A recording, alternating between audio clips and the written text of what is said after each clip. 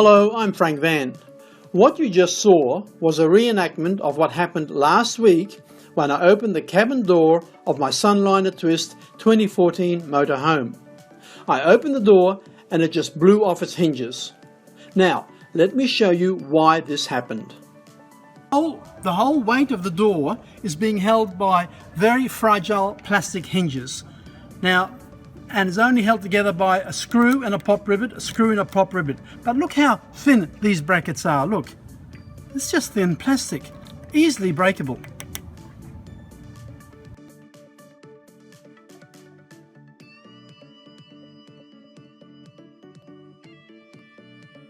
This is the Twist 2014 motorhome where the door flew off its hinges. Now it's a very light construction door, and the reason it flew off its hinges is because it's only got three hard plastic hinges. 1, 2, 3. Most modern motorhomes have a full-length hinge, one about that high and one about that high.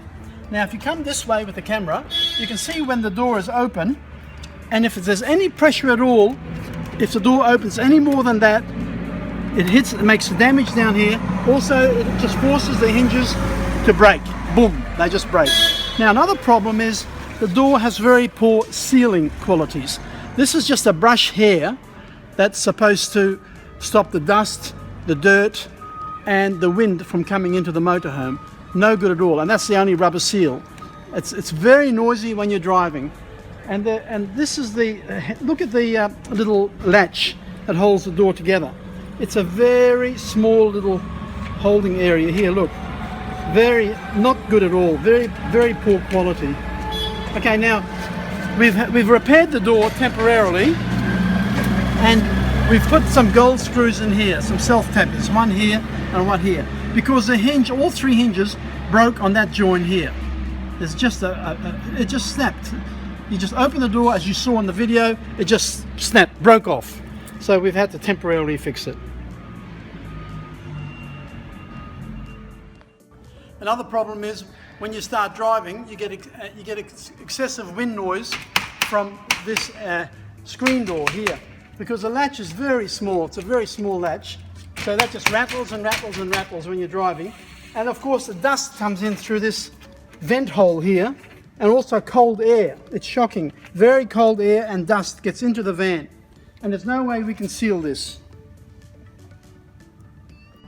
I've now put some gold self-tapping screws in at the top hinge, the middle hinge and the bottom hinge, which hopefully will secure it temporarily. Keep these doors, keep the latches in. I've got some self-tapping gold screws, put one there, and I'll put one here. I've already drilled the holes. So.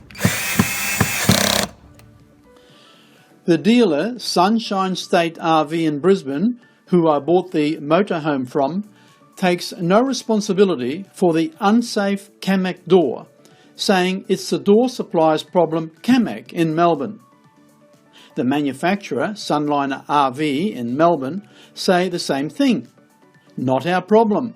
Contact the door supplier, Camec. Camec say that's how these doors were ordered, and they cannot help, and that I should go back to the manufacturer, Sunliner RV. So, no one wants to take responsibility for a very dangerous and unsafe door fitted to the Sunliner motorhome.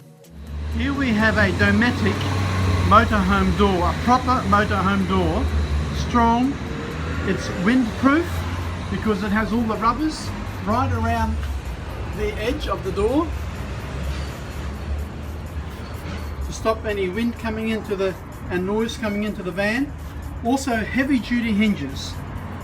Two huge heavy duty hinges, one at the bottom half of the door and one at the top half of the door.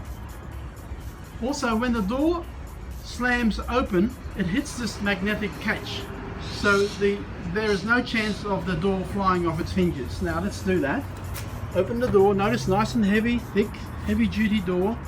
There are 4 fittings